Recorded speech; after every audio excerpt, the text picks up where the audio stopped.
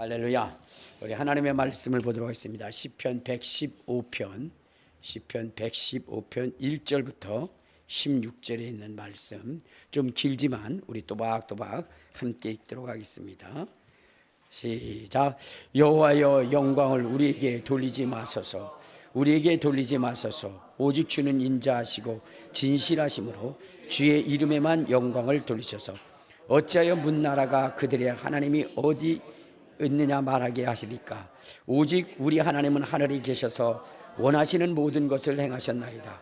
그들의 우상들은 은과 금이요 사람의 손으로 만든 것이라.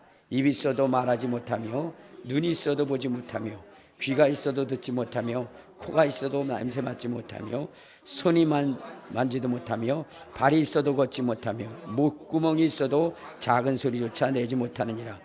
우상을 만드는 자들과 그것을 의지하는 자들이 다 그와 같으리라.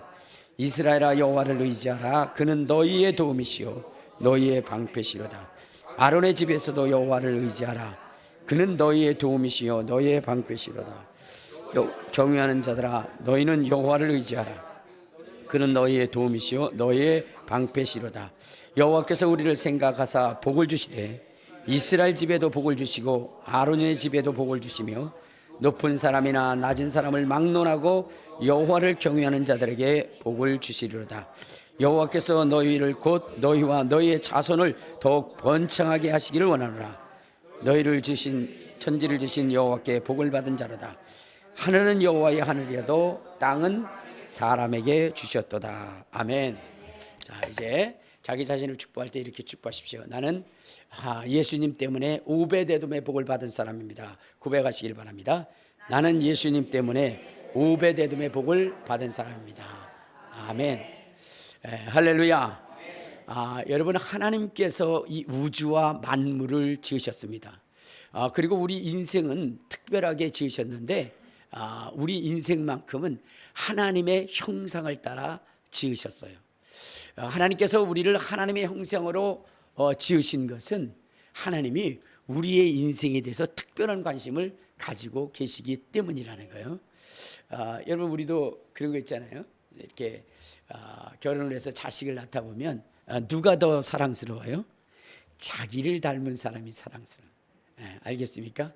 그래도 자기를 어딘가 모르게 닮은 그가 더 이뻐 보이고 그렇습니다.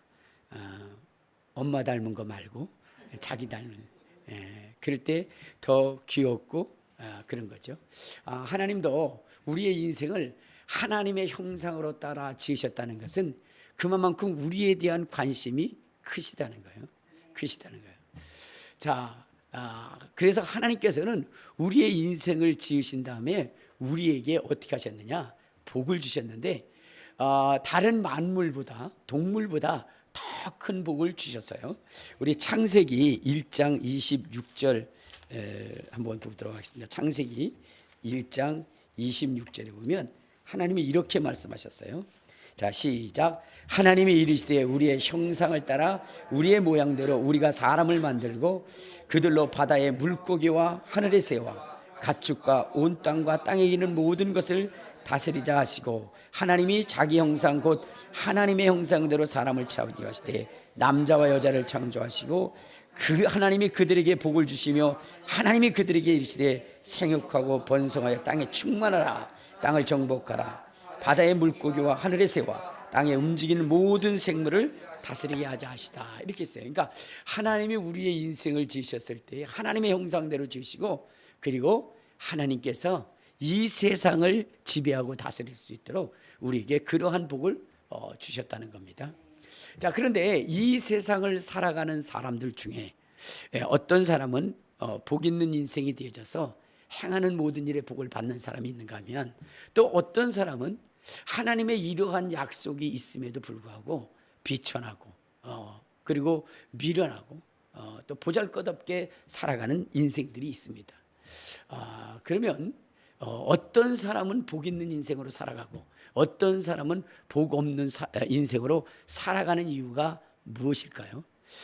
그것은 다른 것이 아니라 바로 하나님을 섬기는 일에 달려 있다는 거예요. 오늘 여기에 보면은 이렇게 말씀하고 있습니다. 우리 한번 시편 자, 아까 115편이죠. 시편 115편에 찾아보면 하나님께서 복을 주신다고 그랬는데 어떤 자에게 복을 주신다라고 했느냐. 자, 우리 11절에 보면 이렇게 얘기합니다. 자, 시작. 여호와를 경외하는 자들아, 너희는 여호와를 의지하라. 그는 너희의 도움이시요 너희의 방패시로다. 여호와께서 우리를 생각하사 복을 주시되 이스라엘 집에도 복을 주시고 아론의 집에도 복을 주시며 높은 사람이나 낮은 사람을 막론하고 여호와를 경외하는 자들에게 복을 주시려다. 그러니까 하나님을 경외하는 자들에게 하나님이 복을 주신다 그랬어요. 그래서 여호와께서 너희를 곧 너희와 너희 자손을 더욱 번성하게 하기를 원하노라. 너희를 지으신 천지를 지으신 하나님이 너에게 복을 주시겠다라고 얘기했고, 하늘은 우리가 어찌할지 모르는데도 땅은 사람들에게 주어서 그 복을 누리도록 그렇게 하셨다는 거예요. 그러니까 여러분, 우리의 인생이 복을 받으려면 어떻게 되냐? 하나님을 경외하는 자가 돼야 돼요. 하나님을 의지하는 자가 돼야 돼요. 그리고 하나님의 뜻이 무엇인지를 분별하고 하나님의 뜻을 살피는데 여러분의 마음을 두어야 되는 것입니다. 여러분, 이 성경에 보면 복 있는 인생으로 살아간 인생이 있는가 하면 그렇지 않은 인생으로 살아간 인생들이 있어요. 하나님이 미워하시는 것이 있는데 그것이 뭐냐면 죄라고 하는 것을 미워하세요. 하나님은 죄라는 것을 싫어하고 죄라는 것을 미워합니다. 그래서 하나님이 인생을 복되게 하고 또 비천하게 하는 그 기준이 뭐냐? 그 인생이 하나님 앞에 죄인으로 드러났느냐 그렇지 않느냐, 거기에 따라서 하나님이 그의 인생을 어떻게 해요? 복 있게도 하고 저주스럽게도 한다는 거예요. 자, 그래서 여러분들, 우리는 죄와 싸우되 언제까지 싸우느냐? 피 흘리기까지 싸워야 되는 거예요. 그래서 그 죄를 이겨야 되는 것입니다. 죄를 이기게 될 때 하나님이 그의 인생을 복되게 하신다는 거예요. 자, 그런데 여러분, 우리가 죄인으로 태어났기 때문에 어쩌죠? 죄를 짓지 않을 수가 없다는 거예요. 아무리 의롭게 살려고 하고 거룩하게 살려고 하고 그런다 할지라도 어느 순간인가 어떻게 돼요? 순간적으로 죄를 지을 때가 많아요. 특히 하나님께서 싫어하는 것 중에 하나가, 죄 중에 하나가 무슨 죄예요? 거짓말하는 죄가. 하나님이 싫어하시는 죄가 뭐예요? 거짓말하는 죄. 거짓말하는 죄에 대해서 주님이 말씀하실 때 이렇게 말씀하셔요. 자, 요한계시록, 우리 21장 8절에 보면 이렇게 얘기합니다. 21장 8절. 자, 시작. 그러나 두려워하는 자들과 믿지 아니한 자들과 흉악한 자들과 살인자들과 음행하는 자들과 점술가들과 우상 숭배하는 자, 거짓말하는 자는 불과 유황으로 타는 못에 던져질 것이다. 여기 보면은 하나님께서 저 유황불에 던져져야 할 인생들에 대해서 그 죄인들에서 열거했는데 여러 가지가 있죠. 그 중에 여러분, 여기 거짓말하지 말라라는 말이 있어요. 거짓말하지 마라. 그런데 여기에 이렇게 통으로 다 기록하고 나서는 또 거짓말에 대해서는 또 뽑아가지고 또 말씀을 하셔요. 뭐라고 말씀하시느냐? 우리 한번 27절에 보면 이렇게 얘기합니다. 27절 시작. 무엇이든지 속된 것이나 가증한 일 또는 거짓말하는 자는 결코 들이로 들어가지 못하되 오직 어린 양의 생명책에 기록된 자들만 들어가. 그러니까 하나님께서 말씀하실 때 뭐냐면 이 거짓말이라고 하는 것을 또 이렇게 뽑아가지고 거기에 대해서 강조를 하게 됩니다. 그러니까 우리가 하지 말아야 되는 것이 뭐예요? 거짓말이에요. 그런데 우리는 우리도 모르게 수시로 거짓말할 때가 많이 있어요. 그렇죠? 아내를 사랑하지 않으면서도 여보 사랑해, 왜 밥 먹어야 되니까. 전화를 받다 보면, 제가 목사잖아요. 근데 같이 차를 타고 있어요. 분명히 나하고 뭐냐면 서울에 있으면서도 전화를 오면 여기 대전이야 뭐 이렇게 얘기를 해요. 우리는 순간적으로 거짓말해요. 전화가 오면 지금이야 다 핸드폰이지만 예전에는 집 전화가 있었잖아요. 그 집 전화를 때리러 오면은 자녀들이 받습니다. 받는데 자기가 받기 싫은 사람이에요. 그러면 애들한테 뭐라죠? 엄마 없다 그래, 엄마 없다 그래. 자기만 거짓말하는 것이 아니라 남까지 거짓말을 시켜요. 우리가 이렇게 어떤 상황을 모면하기 위해서 순간순간적으로 하는 게 뭐냐면 이 거짓말이에요. 근데 그것을 하나님이 가장 싫어하신다는 거예요. 가장 싫어하신다는 거예요. 자, 그리고 보면 여러분, 주님 앞에 우리가 심판을 받게 되면 어떻게 될까요? 우리는 전부 다 지옥 갈 사람이에요. 근데 하나님께서 이러한 그 인생들을 위해서 죄를 회개할 수 있는 그 기회, 즉 예수 그리스도를 보내주셔서 우리의 지은 죄를 토설하고 회개할 수 있는 기회를 주셨을 뿐만 아니라 하나님 우리의 인생을 아셔요. 우리의 연약함을 아셔요. 그래서 때로는 우리 하나님이 거시기 할 때도 있어요. 제가 하나님에 대해서 뭐라고 얘기할 수는 없어서 그냥 거시기라고 얘기했습니다. 하나님께서는요, 때로는 우리의 죄를 눈 감아 주실 때도 있다는 거예요. 눈 감아 주실 때도. 그런데 어떤 때는 정말로 남도 모르고 그 누구도 모르는 죄를 들춰내실 때가 있다는 거예요. 그래서 성경에서 복 있는 자라고 하는 것은 어떤 자냐? 그가 비록 죄를 졌다 할지라도 하나님이 그 죄를 가리워주는 자. 이 인생이 복 있는 인생이라는 거예요. 근데 은밀하게 지은 죄인데도 그것을 드러내게 하는, 그래서 심판당하는 자들이 있다는 거예요. 그 사람들은 불행한 사람이죠.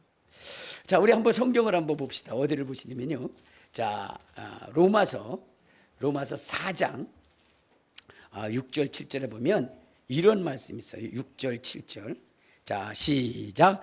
일한 것이 없이 하나님께 의로 여기심을 받는 사람의 복에 대하여 다윗이 말한 바, 불법이 사함을 받고 죄가 가리워짐을 받는 사람들은 복이 있고 주께서 그 죄를 인정하지 아니할 사람은 복이 있도다 그랬어요.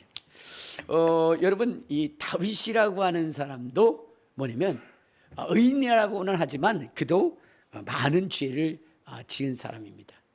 그럼에도 불구하고 하나님이 다윗을 복 있는 사람이다, 주님의 마음에 합한 자라 하면서 하나님의 모든 뜻을 다 이루게 하셨어요. 그리고 그를 형통하게 했습니다. 자, 반면에 어떤 사람은 남은 아무도 몰라요. 사람들이 그 죄에 대해서 전혀 몰라요. 하나님만 알고 계세요. 그런데 하나님이 그 죄를 드러내서 그를 죽음에 이르게 한 사람이 있어요. 그 사람이 누구냐면 아간이라는 사람이에요. 아간이라고 하는 사람은 하나님의 것을 훔쳤죠. 근데 사람들은 누구도 몰랐어요. 그러나 그것을 누구냐면 하나님이 드러내게 하셨어요. 제비를 통해서 그 사람이 죄인으로 뽑히도록 하나님이 만드시고 그를 처벌했던 겁니다. 또한 우리 그 유다라고 하는 사람도 마찬가지인데, 유다라고 하는 사람이 얼마나 철저한 사람이냐면요, 주님 앞에 부름을 받은 12제자 중에 그 유다가 무엇을 맡았느냐? 돈꾀를 맡았어요. 돈꾀를 맡았어요. 그런데 그 유다가 돈꾀를 맡았을 때 여러분 얼마나 철저했는지 어떻게 돼요? 남들이 그가 돈 빼가는 것을 몰랐던 거예요. 그만큼 철저하게 장부 정리를 잘했어요. 여러분, 주님께서 너희 중에 한 사람이 나를 팔 것이라 했을 때에 그때 예수님이 떡을 집어주면서 내가 그의 입에 넣는 자라고 이렇게 이야기하면서 유다를 지적했는데도 제자들은 유다가 돈 빼가는 그러한 사람인 줄을 몰랐다는 겁니다. 그만큼 유다는 철저한 신뢰를 얻었어요. 누구만 알았느냐? 예수님만 하신 거예요. 그래서 그에게 회개할 기회를 줬는데도 그가 회개하지 아니하므로 그는 어떻게 돼요? 그는 자살하면 지옥 갈 수밖에 없는 거 아니겠습니까? 자, 그러한 그 일을 당하게 되는 것입니다. 자, 여러분, 그러면 어떤 사람은 죄가 있는데도 가리움을 받고, 어떤 사람은 남이 모르는 죄까지 들춰내서 심판을 받느냐 하는 거죠. 그것은 다른 것이 아니라, 여러분, 하나님이 최고로 여기는 가치, 하나님이 가장 소중하게 여기는 그 가치가 무엇인지를 아는 사람들은 하나님의 보호하심을 받는다는 거예요. 그럼 하나님이 최고로 여기는 가치는 무엇이냐는 거죠. 그것은 하나님이 뭐냐면 나 외에 다른 신이 없다. 그러니까 이 세상에 수많은 신들이 있다 할지라도 창조주는 오직 하나님 한 분밖에 없다는 것을, 그것을 인정하는 자들은 하나님의 복을 받는 거예요. 하나님은 나 외에 다른 신이 없다라고 강력하게 주님이 말씀하셨어요. 이스라엘을 이끌 때도요, 하나님이 이스라엘 백성들의 뼈에 새기고 그들의 혈관 속에 흐르게 하고 싶었던 것이 뭐냐면 하나님 외에는 다른 신이 없다라는 거예요. 자, 우리 한번 이스라엘을 부르시면서 하나님께서 뭐라고 말씀을 하셨느냐면, 자, 우리 신명기 6장 4절에 보면 이러한 얘기했어요. 자, 신명기 6장 4절. 자, 시작. 이스라엘아 들어라. 우리 하나님 여호와는 오직 유일하신 여호와시니 너는 마음을 다하고 뜻을 다하고 힘을 다하여 내 하나님 여호와를 사랑하라. 이렇게 말씀하셨어요. 그러니까 이스라엘을 하나님이 선택하여 그들을 이끌어갈 때에 그들에게 가르친 것이 뭐냐면, 이스라엘아 들으라. 여호와는 유일하신 하나님이시니 마음을 다하고 뜻을 다하고 힘을 다하여 하나님을 섬기라. 하나님을 경외하라. 이렇게 말씀하셨어요. 여러분, 하나님이 인정받고 싶어 하시는 것은 무엇이냐면 하나님 외에 다른 신이 없다는 거예요. 다른 신.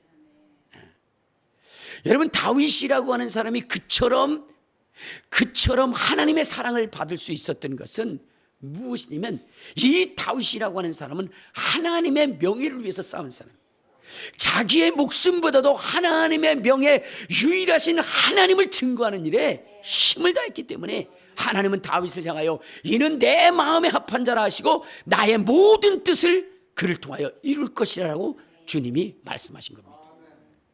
어느 날 블레셋과 이스라엘이 전쟁이 일어났어요. 이스라엘은 하나님을 섬기는 자들이거든요. 여러분, 사울 왕이라고 하는 사람도 하나님이 세운 자예요. 근데 저 블레셋 진영에서 정말로 3m나 되는 그러한 골리앗이라고 하는 장수가 나타났어요. 그러면서 이스라엘을 위협합니다.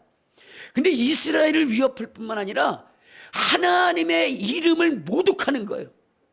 이때에 자기들의 목숨이 두려워서 그 블레셋 장수 앞에 나서는 사람이 없어요. 그러나 용모가 막 기골이 장대하고 대단한 그러한 사람이 나선 것이 아니라 용모가 아름답고 아주 입장한 누가 나서는 거예요? 다윗이 나선 거예요. 여러분, 그는 가서 뭐냐면 100번 싸우면 100번 깨질 그러한 존재일 수밖에 없는 거예요. 그러나 그가 나섰던 이유는 무엇이냐면 다른 것이 아니라 하나님의 이름이 짓밟히는 것을 보고 그는 가만히 있을 수가 없었던 거예요. 그래서 그는 물맷돌을 가지고 나갑니다. 그러면서 그는 외치기 시작합니다. 너는 칼과 창과 단창으로 나갔거니와 나는 내가 목욕하는 여호와의 이름, 만군의 이름, 여호와의 이름을 들고 나가노라 하면서 나갈 때 그 주변에 있던 사람들이 아이고 저러다 다치면 어떡하나, 목숨 잃으면 어떡하나 라고 하지만, 그러나 다윗이라고 하는 사람은 자기의 목숨을 조금 더 귀한 것으로 여기지 않았어요. 하나님의 이름의 명예가 짓밟히는 것을 결코 볼 수가 없었던 겁니다. 그때 하나님이 다윗과 함께 했던 거예요. 그래서 한 방에 뭐냐면 그 골리앗을 쓰러뜨릴 수 있도록 그렇게 하신 거예요. 여러분, 다윗이라고 하는 사람의 가장 소중한 가치는 유일하신 하나님의 명예가 더럽혀지는 것을 견딜 수 없다는 거예요. 그러므로 하나님이 그와 함께 하셨기 때문에 그가 이스라엘의 왕이 되었을 때에 여러분, 그를 당할 자가 없었던 겁니다. 세워진 그 나라의 역사가 짧음에도 불구하고 그 강대한 나라들을 다 굴복시키고 그들이 조공을 바칠 만큼 여러분 그 이스라엘은 강력한 나라가 될 수가 있었던 겁니다. 이는 하나님이 어떠한 분이신지를 그는 알았기 때문에 그렇게 하나님의 명예를 지키려 했던 거예요. 오늘 여기도 보면은요. 자, 우리 한번 봅시다. 어디를 보시냐면 자, 우리 시편 115편 1절에 보면 이런 말씀이 있어요. 자, 시편 115편 1절. 자, 시작. 여호와여 영광을 우리에게 돌리지 마옵소서. 우리에게 돌리지 마옵소서. 오직 주는 인자하시고 진실함으로 주의 이름에만 영광을 돌리게 하옵소서. 야, 여러분 하나님은 우리의 인생을 지실 때 영광 받기 위해서 지으셨다라고 얘기했거든요. 그런데 여러분 사람들은 자기가 영광을 받으려고 해요. 그래서 사울이라고 하는 왕이 세워졌지만 그가 폐위를 당한 것은 그가 왕이 되어서 자기의 기념비를 세우고 자기를 높이고 사람 앞에서 자기를 드러내려고 자기가 영광 받으려고 했기 때문에 하나님이 그를 폐하시고 다윗을 세웠어요. 이것을 안 다윗은 항상 뭐냐면 자기에게 사람들이 영광을 돌릴까 봐 어떻게 돼요? 그 모든 것들을 하나님께 돌리도록 그렇게 했어요. 여호와여 영광을 우리에게 돌리지 마옵소서. 우리에게 돌리지 마옵소서. 오직 주는 인자하시고 진실하심으로 주의 이름에만 영광을 돌리게 하옵소서. 다윗은 하나님께 영광을 돌리는 것을 최고의 가치로 여겼기 때문에 비록 그가 소소한 그 죄를 지은 일이 있다 할지라도 주님은 뭐예요? 그것을 덮으시고 그를 더 강하고 담대하게 만들어 주셨다는 겁니다.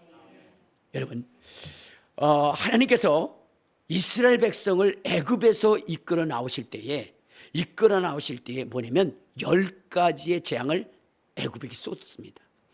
그런데 우리가 알아야 되는 것은 무엇이냐면 여러분 세 가지의 재앙을 두들겨 맞고 나서 이 바로 왕은 이스라엘을 보내주려 했어요. 그런데 이상하게 하나님께서는 그 이스라엘을 보내려고 하는 그 바로의 마음을 완악하게 만들어 가지고 이스라엘 백성들을 보내지 못하게 해요. 그러니까 바로의 마음을 완악하게 만든 분은 누구냐면 하나님이십니다. 그래가지고 10가지의 재앙을 통해서 이 애굽을 완전히 뭐냐면 쓰레기통을 만들고 걸레를 만들어서 완전히 작살낸 다음에 그 다음에 이스라엘 백성들을 이끌어 나오고 그리고 그 남아있는 존재들조차도 어디냐? 홍해 속에 쓸어붙습니다. 아주 잔인하게 애굽 백성들을 쓸어버려요. 하나님이 왜 그렇게 하셨을까? 그것은 이스라엘이 하나님에 대한 지식을 바로 갖고 그것을 그들의 뼈에 새기고 그들의 정말로 뭐냐면은 피에 흐르게 해서 그들로 하여금 하나님의 뜻이 무엇인지를 분명히 알게 하기 위한 것이었어요. 그것은 다른 것이 아니라 이스라엘은 430년 동안 애굽에서 종살이를 했어요. 그리고 그 애굽 속에 있는 10가지의 신, 그 10가지의 신에 대해서 그들은 철저하게 배워왔어요. 자, 그렇기 때문에 하나님께서는 이 이스라엘 백성들이 여겼던 그 신들은 참신이 아니라는 거예요. 나일강의 신, 그 다음에 풍요의 신, 기후의 신, 의료의 신, 전염병의 신, 이러한 그들이 섬긴 그 대표적인 10가지의 신들을 작살내는 거예요. 박살을 낸 거예요. 그러면서 이스라엘에게 가르쳐 준 거예요. 나 외에는 다른 신이 없다. 그리고 이스라엘로 하여금 오직 하나님만을 섬기도록 그렇게 가르친 겁니다. 그런데 여러분 이 인간이라는 이 생각이 바뀌지를 않아요. 쉽게 바뀌지 않습니다. 여러분들도 그렇죠? 쉽게 바뀌지 않아요. 그래서 이스라엘 백성들은 그 하나님이 애굽 신들에게 재앙을 내려서 그들을 괴멸시킨 것을 알면도 불구하고 그들은 어떻게 하냐? 광야에 가가지고 저 가나안 땅에 들어가기 전 그 광야의 입구에서 그들이 행한 것이 무엇이냐면 우상을 섬겨. 그것도 애굽의 신 아피스 신을 섬긴 거예요. 이스라엘 백성들은 모세가 시내산에 올라갔을 때에 그때의 금송아지를 만들고 그것이 바로 애굽에서 너희를 인도해낸 신이다 라고 이렇게 하면서 하나님이 그렇게 가르쳐준 그 교훈과 말씀을 무시하고 자기네들의 경험으로 말미암은 신을 만들어내서 섬기려 했던 겁니다. 하나님은 그들을 그냥 용서치 아니하신 거예요. 여러분, 하나님도요 뭐가 있냐면 꽁 하시는 것이 있어요. 그러니까 하나님 앞에 믿게 보이지 마시기를 바랍니다. 하나님 앞에 정말로 착하고 충성된 종이라는 그러한 모습으로 비춰지기를 주님의 이름으로 축원합니다. 주님의 이름으로 축원합니다. 여러분, 하나님께서 이스라엘 백성들을 그렇게 인도하여 내서 가나안 땅에 들어가게 하려 함에도 불구하고 하나님이 그 이스라엘 백성들을 싸그리 쓸어버리려 했던 것은 이스라엘 백성들이 그 애굽의 신 아피스 신을 섬기려 했다는 거예요. 그래서 그들을 쓸어버리시겠다. 그러나 모세라고 하는 사람이 하나님 앞에 나가서 하나님 앞에 부르짖지요. 하나님, 이스라엘 백성들을 애굽에서 인도해 내신 후에 이 광야에서 그들을 죽이면 세상의 많은 사람들이 이스라엘 하나님이신 그 여호와가 자기의 백성을 애굽에서 구원하여 광야에서 죽였다 하지 않겠습니까? 그 용서해달라고 이야기를 할 때에 하나님께서는 그 우상을 섬긴 죄에 대하여 그것을 심판하는 것을 보류하셨어요. 그 뜻을 완전히 돌이키신 것이 아니에요. 보류하신 거예요.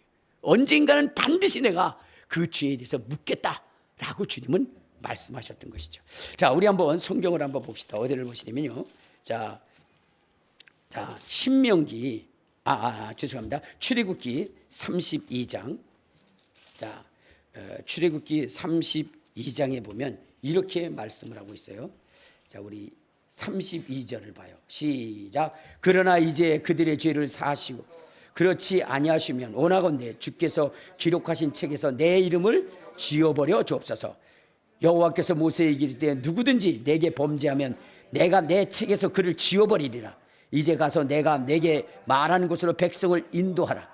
내 사자가 내 앞에 가서 가리라. 그러나 내가 보호할 날에는 그들의 죄를 보응하리라. 여호와께서 백성을 치시니 이는 그들이 아론이 만든 바 그 송아지를 만들었습니다. 하나님은 어떻게 돼요?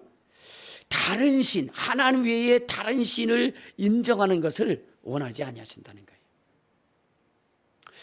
여러분, 하나님께서 이스라엘 백성들을 가나안 땅으로 이끌어 가셨어요. 근데 여러분, 이 이스라엘이 이제 두 나라로 갈라지는 그러한 일이 벌어지게 되는데 그 두 나라로 벌어진 이유가 무엇이냐? 그것은 다른 것이 아니라 솔로몬이라고 하는 사람이 유일하신 하나님을 버리고 이방 신들을 이스라엘에게 끌어들였기 때문이라는 거예요. 여러분, 하나님 외에는 다른 신이 없다라고 그렇게 가르쳤음에도 불구하고 여러분, 이 솔로몬이라고 하는 사람은 그것을 어떻게 돼요? 거역을 합니다. 무엇 때문에? 후궁들이니라고. 우리 한번 성경을 한번 봅시다. 자, 열왕기상 11장.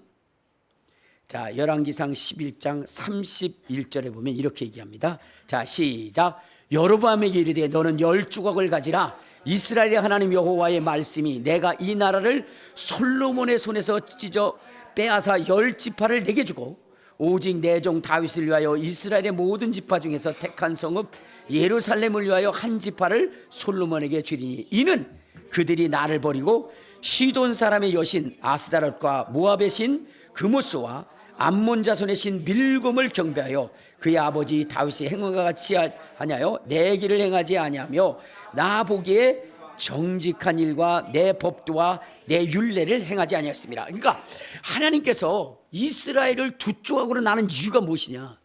그것은 다른 것이 아니라 솔로몬이라고 하는 사람이 유일하신 하나님만을 섬겨야 되는데 아스다롯과 그모스의 신 밀곰을 섬겼기 때문에 하나님이 그를 두 주걱으로 내신 거예요. 근데 그 솔로몬에게는 한 지파만 줬어요. 근데 이제 여로보암이라고 하는 왕을 세워가지고 그에게 10지파를 주게 됩니다. 10지파. 그러면서 하나님이 그 여로보암에게 말씀을 하셔요. 내가 너를 창대케 할 거고 내가 너를 다윗처럼 내가 견고하게 할 것이다. 그랬는데 여러분, 이 여로보암이 세운 이 나라가, 이 북이스라엘이 BC 722년에 멸망을 당해요. 그리고 이 여로보암이라고 하는 세운 이 북이스라엘은 끊임없이 반역이 일어나서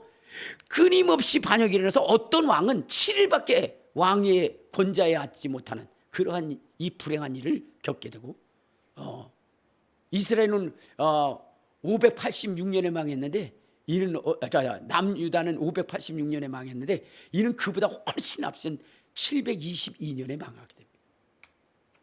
그럼 왜 그렇게 됐을까? 주님이 이렇게 말씀하셨거든요. 자, 37절 38절에 보면 이렇게 얘기합니다. 자, 시작. 내가 너를 취하리니 너는 내 마음에 원하는 대로 다스려 이스라엘의 왕이 되되 내가 만일 내가 명령한 모든 일에 순종하고 내 길로 행하며 내 눈에 합당한 일을 행하며 내 종 다윗의 행함과 같이 내 율례와 계명 명령을 지키면 내가 너와 함께해서 내가 다윗을 위하여 세운 것 같이 너를 위하여 견고한 집을 세우고 이스라엘을 내게 주리라, 이렇게 얘기했어요. 자, 그런데 여러분, 이 여로보암은 10지파를 데리고 가서 가장 먼저 하는 것이 뭐냐면 금송아지 2마리를 만들어 가지고 베델과 단에 세우게 됩니다. 아니, 주님이 그렇게 부탁했음에도 불구하고 어떻게 돼요? 이를 금송아지를 만들어서 세웁니다. 자, 우리 한번 성경을 한번 봅시다. 열왕기상 12장. 자, 열왕기상 12장. 자, 우리 25절부터 보면, 자, 시작.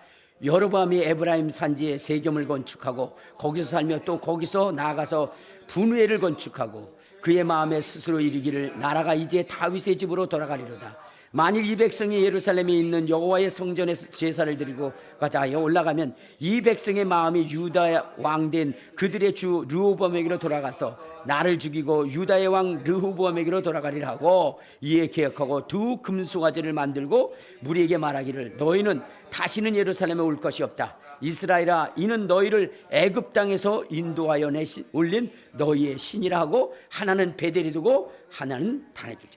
여러분, 하나님께서 이미 이스라엘이 애굽에서 나올 때 금송아지를 만들면 어떻게 하시겠다는 것을 이미 말씀하셨는데도 이 여로보암이라고 하는 건 이 경고의 말씀을 귀뚱으로 들어요. 그러므로 인해서 결국 이 북이스라엘은 완전히 소멸되어지는, 아수르에 의해서 완전히 파멸되어지는, 가장 잔인한 민족에 의해서 패배를 당하는 그러한 일이 있었다는 겁니다. 유다도 망하게 되는데 그 이유가 뭐냐면 아스 왕이라고 하는 왕이 저 아람에 가가지고요, 그래가지고 그 이방의 신당을 그대로 그려가지고 이제 뭐냐면 그 하나님의 제단을 뒤로하고 거기다가 그 신당을 만들어서 이 남유다조차도 우상의 속을 만들게 되니까 결국은 남유다도 BC 586년에 완전히 말명하게 되고, 그들은 계속해서 그 일을 하면서 바빌론의 포로가 되고 또 나중에는 2000년 동안 나라 없는 그러한 서러움을 겪게 됩니다. 여러분, 주님께서 이스라엘 향하여 말씀하신 것이 무엇이냐면 이스라엘아 들으라, 나 여호와는 유일하신 하나님이시니 라고 말씀하셨어요. 하나님 외에 다른 신이 없다는 거예요. 이사야를 통해서 하나님이 계속해서 말씀하신 것도 뭐냐? 자, 우리 한번 이사야서 43장에 보면 이렇게 말씀하십니다. 자, 이사야서 43장 우리 몇 절을 보시냐면요, 10절을 한번 봅시다. 10절 시작. 나 여호와가 말하노라, 너희는 나의 증인 나의 종으로 택함을 입었나니 이는 너희가 나를 알고 믿고 내가 그인 줄 깨닫게 하려 함이라. 나의 전에 지음을 받은 신이 없느니라. 나의 후에도 없으리라. 나 곧 나는 여호와라. 나 외에 구원이 없느니라. 내가 알려주었으며 구원하였으며 보였고 너희 중에 다른 신이 없나니 그러므로 너희는 나의 증인이요 나는 너희의 하나님이라 여호와이니라 라고 했어요. 그러니까 이스라엘을 향해서 계속 말씀하시는 것이 뭐냐면 하나님 외에는 다른 신이 없다는 거예요. 7절, 자 이사야서 45장 7절에도 이렇게 말씀하십니다. 자, 시작. 나는 빛도 짓고 어둠도 창조하며 나는 평안도 짓고 환난도 창조했나니 나는 여호와라. 이 모든 일을 행하는 자여라 라고 하면서 6절에 해 뜨는 곳에부터 지는 곳까지 나밖에 다른 이가 없는 줄을 알게 하리라. 나는 여호와라. 다른 이가 없다. 그러니까 하나님 외에는 다른 신이 없다는 거예요. 다른 신. 하나님이 이렇게 견고한 이 말씀을 그들이 무시함으로 인해서 그들은 멸망을 당할 수밖에 없게 되었다는 거예요. 사랑하는 여러분, 하나님이 소중히 여기시는 것이 무엇인지를 여러분 아셔야 돼요. 우리 예수 믿는 사람으로서 우리가 가장 귀하게 여겨야 되는 것이 무엇이냐? 그것은 하나님 외에는 다른 신이 없다는 거예요. 다른 신. 여러분, 이스라엘이 망한 이유가 뭐냐? 자, 우리 한번 신명기 32장 17절에 보면 이렇게 기록을 하고 있어요. 신명기 32장 자 17절. 자 시작. 그들은 하나님께 제사하지 아니하고 귀신들에게 하였으니 곧 그들이 알지 못하던 신들 근래에 들어온 새로운 신들 너희의 조상들이 두려워하지 아니하는 것이로다 라고 했어요. 자 여기 보면 이스라엘이 유일하신 하나님을 섬기지 않고 그들은 자꾸만 이방신들을 섬기려 했어요. 이방신들. 그러므로 인해서 하나님이 그들을 향해서 진노하셨다라고 말씀을 하신 것입니다. 여러분, 우리 대한민국이 이제 부강한 나라가 됐는데 이유가 무엇이냐면 하나님을 잘 섬겼기 때문이죠. 그런데 그럼에도 불구하고 끊임없이 환난이 고난이 오는 것은 무엇 때문일까요? 그것은 다른 것이 아니라 이 명절 때가 되면 어떻게 돼요? 이게 문제가 많이 생기는 거예요. 갈등이 생기고 그럽니다. 그것이 뭐예요? 제사라는 거예요. 제사. 이스라엘이 하나님께 제사하지 아니하고 귀신에게 제사함으로 그들이 어떻게 됐다 그랬어요? 하나님의 진노의 잔을 마시게 됐다 그랬죠. 하나님이 정말로 이 나라를 축복하고 예수 믿는 사람들을 축복하려 할 그때에 1년 동안 거의 잘해요. 그러다가 추석 때가 되면 뭐하죠?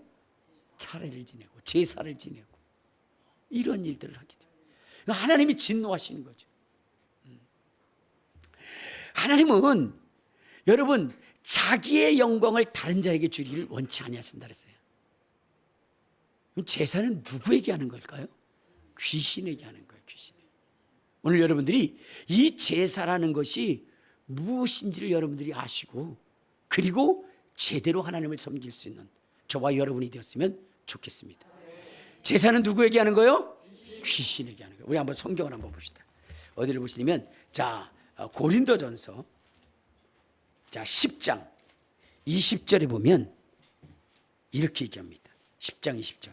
자 시작. 무릇 이방인이 제사하는 것은 귀신에게 하는 것이요 하나님께 제사하는 것이 아니니 나는 너희가 귀신과 교제하는 자가 되기를 원하지 아니하노라. 너희가 주의 잔과 귀신의 잔을 겸하여 마시지 못하고 주의 식탁과 귀신의 식탁에 겸하여 참여하지 못하리라. 그러면 우리가 주를 노여하게 하시겠느냐?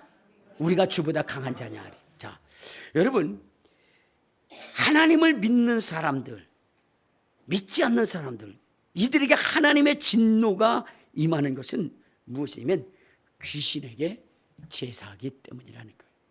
하나님은 우리의 인생이 귀신과 하나님의 잔을 겸하여 마시는 것을 원하지 아니하신다는 겁니다. 하나님만을 섬기기를 원하시는 거예요. 그런데 이러한 얘기에 여러분 거기에 대해서 뭐냐면 반문하는 사람들이 있을 거예요. 뭐라고 얘기하냐면 아니 조상들에게 제사하는 건데 돌아가신 부모님을 생각하고 그 효를 다하기 위해서 하는 것인데 그것이 무엇이 잘못이냐? 그래요. 여러분, 우리 기독교인들이 기독교인들이 여러분 대인계명, 그러니까 대신계명 외에 대인계명이 있는데 여러분 그 대인계명의 첫째가 뭐냐면 부모에게 효도하라는 거예요. 부모를 공경하라는 거예요. 여러분 이 부모에 대한 공경에 대해서 우리 주님이 얼마나 무섭게 다루냐면 여러분 잔인할 정도예요. 부모의 말을 안 들으면 돌로 때려 죽이라고 그랬어요. 그 정도로 하나님은 어떻게 해요? 부모의 말씀을 거역하지 말라는 거예요. 순종하라는 거예요. 그만큼 부모님의 말씀이 중요한 것이고 주님께서는 부모를 잘 섬긴 자들을 부귀와 장수 그것을 주시겠다라고 주님이 약속하셨어요. 그러니까 부모를 섬기는 것이 얼마나 중요한지를 말씀해 주고 있는 거예요. 자, 그런데 거기에 기초에 보면 돌아가신 부모님한테 제사하는 것이 무엇이 잘못이겠느냐라고 생각할 수 있어요. 근데 여러분들 과연 우리가 제사를 드릴 때 그 부모님이 오시냐 하는 거예요. 조상이 오느냐 하는 거예요. 그건 아니라는 거죠. 누가 오는 거냐? 귀신이 오는 거예요. 귀신이. 부모님이 오시는 게 아니에요. 성경적으로 보면 여러분 성경적으로 보면 어떻게 돼요? 사람이 죽으면 저 음부에 가든지 낙원에 가든지 둘 중에 하나예요. 결코 그 죽은 영혼이 이 세상에 떠돌아다니진 않습니다. 우리 한번 성경 볼까요? 자, 누가복음 16장을 한번 봐요. 누가복음 16장 보면 부자와 나사로에 대한 이야기가 나오는데 거기에 보면 이렇게 얘기합니다. 자, 22절을 봐요. 시간이 없기 때문에 이 두 사람이 죽었는데 어떻게 된지 22절 시작. 이에 그 거지가 죽어 천사들에게 받들려 아브라함 품에 들어가고 부자도 죽어 장사되매 그가 음부에서 고통 중에 눈을 들어 멀리 아브라함과 그의 품에 있는 나사로를 보고 불러 이르되 아버지 아브라함이여 나를 긍휼히 여기사 나사로를 보내요 그 손가락 끝에 물을 찍어 내 혀를 서늘게 하소서 내가 이 불꽃 가운데 괴로워하나이다. 자, 여기 보면은 나사로가 죽었는데 나사로는 받들려서 아브라함 품에 갔다 그랬어요. 부자는 죽어서 음부에 갔다 그랬어요. 여러분 이 세상에 떠돌아다니는 것이 아니에요. 우리가 제사를 지낼 때 그 영혼이 오는 게 아니에요. 그러면 그 제사를 계기로 해서 누가 오느냐? 귀신. 이 귀신들은 어떠한 존재냐? 우리 한번 보세요. 자, 우리 요한계시록 12장에 보면 이렇게 기록되어 있어요. 요한계시록 12장. 자, 우리 12장 어디를 보냐면 7절부터 봅시다. 시작. 하늘에 전쟁이 있으니 미갈과 그의 사자들이 용과 더불어 싸울세. 용과 그의 사자들도 싸우나 이기지 못하여 다시 하늘에서 그들이 있을 곳을 얻지 못한지라.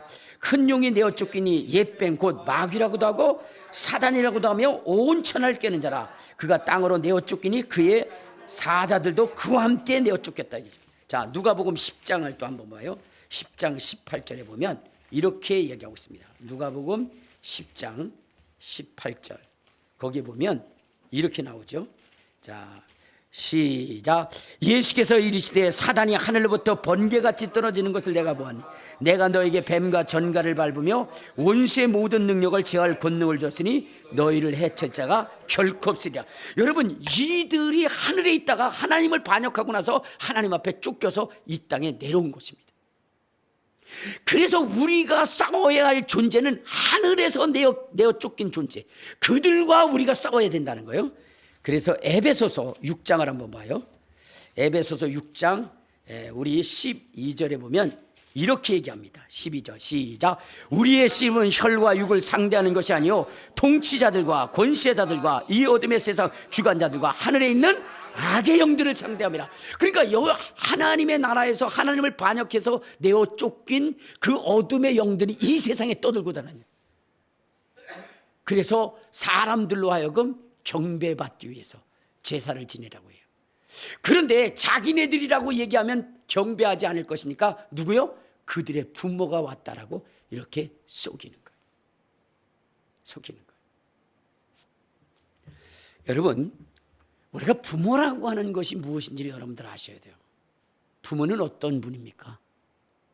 자식이 아무리 뭐냐면 못되고 정말로 죽이고 싶고 막 그래도요, 어떻게 돼요?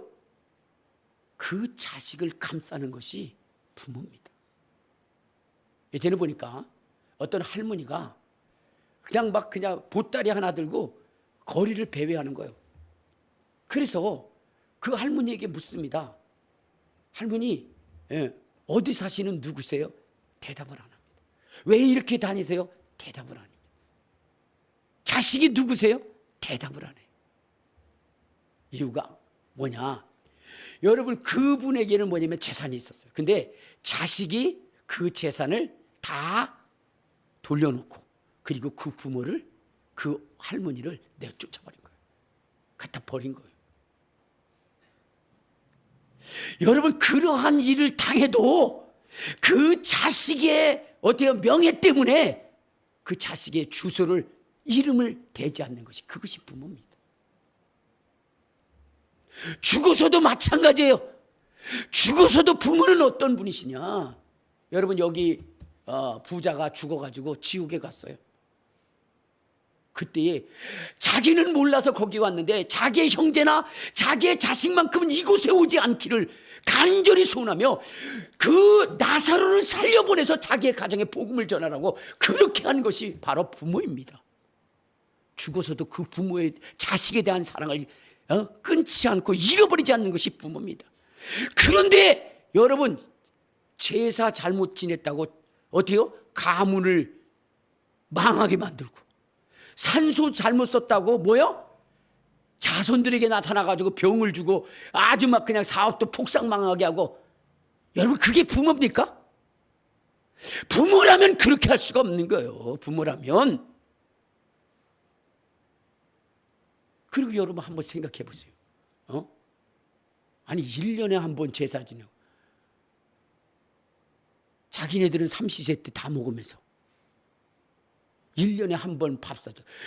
여러분, 그러다가 그 제사 때문에 어떻게 돼요? 더 되게 쌈박질 납니다. 지금이야 안 그렇지만 옛날에는요, 그 순서 때문에 이게 홍동백서인데 뭐 그거 잘못됐다고 싸워요. 자는 그렇게 돌리는 게 아닌데 자기네들의 뭐요?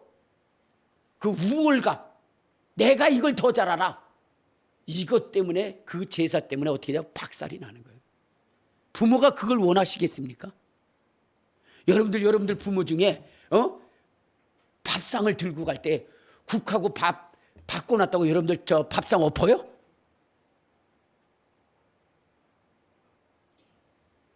부모는 결코 그런 분들이 아니에요. 그런데 이 마귀 사탄은 정말로 가장 자식을 사랑하는 그 부모가 자식을 가장 잘못하면 원수처럼 여겨서 짓밟아버리고 죽여버리고 저주하는 그러한 존재로 만들어버린 거예요. 부모에 대한 오해하면 안 됩니다. 알겠습니까?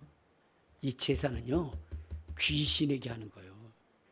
그러니까 그 자손들을 짓밟기 위해서, 그 사람들을 짓밟고 그들을 멸망하기 위해서 하는 것입니다. 그래서 하나님은 뭐라고 말씀하십니까? 살아계실 때 부모에게 잘하라는 거예요. 살아계실 때.